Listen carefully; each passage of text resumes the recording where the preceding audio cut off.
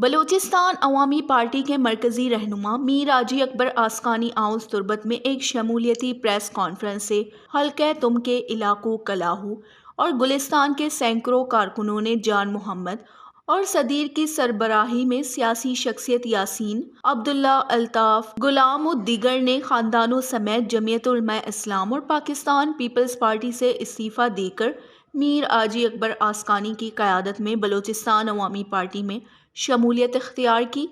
انہوں نے کہا کہ پیپلز پارٹی والے خود آپس میں دست و گریباں ہیں اور پیپلز پارٹی بلوچستان کے معاملات کو ترجیح نہیں دیتی، بس پیپلز پارٹی کے رہنما اقتدار کی ہوس میں سب کچھ داؤ پر لگاتے ہیں۔ انہوں نے مزید کہا کہ ہم میر حاجی اکبر آسکانی کے کارکردگی سے متاثر ہوئے ہیں۔ انہوں نے اپنے حلقے میں بے شمار ترقیاتی کام کیے ہیں۔